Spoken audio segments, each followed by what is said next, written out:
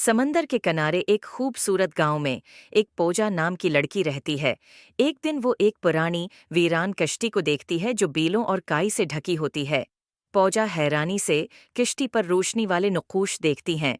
जैसे ही पूजा कश्ती को छूती है, नक़ूश रोशन हो जाते हैं और एक नर्म सरीली आवाज सरगोशी करती है, बीदार हो जाओ। अचानक कश्ती चमकने लगती है और जादुई रोशनी की चमक के साथ जमीन से उठ जाती है।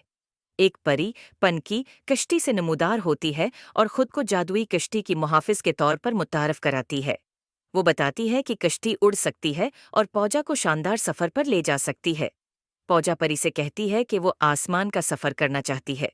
परी पूजा को कश्ती पर सवार होने का कहती है और कश्ती हवा में उड़ने लगती है। परी पूजा की रहनुमाई करती है।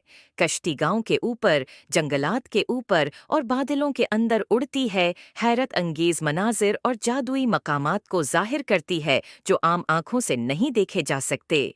वो जादुई जजीरों पर पहुंचते हैं जहां हर तरफ हैरत अंगेज मखलूकात, चमकते हुए पूदे और चमकते हुए आबशार होते हैं।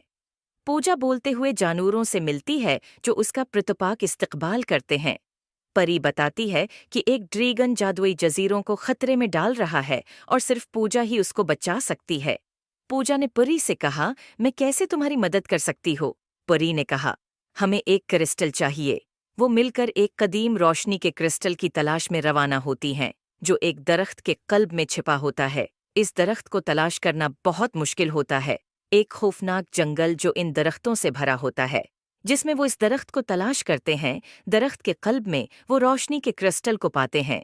पूजा का पाक दिल और पनकी की रहनुमाई क्रिस्टल को बीदार करती है, तारीकी को दौर करती है और जादुई जजीरों में हम आहंगी बिहाल करती है। पूजा और पनकी गांव वापस आते हैं, जहां कभी वीरान कश्ती अब उम्मीद और जादू की अलामत बन जाती है। गांव वाले उनकी वापसी का जश्न मनाते हैं, अपनी जिंदगी में नए जादू की खुशी में। परी पूजा को जादुई कश्ती की नई मुहाफिज बनने का मौका देती है और उम्मीद है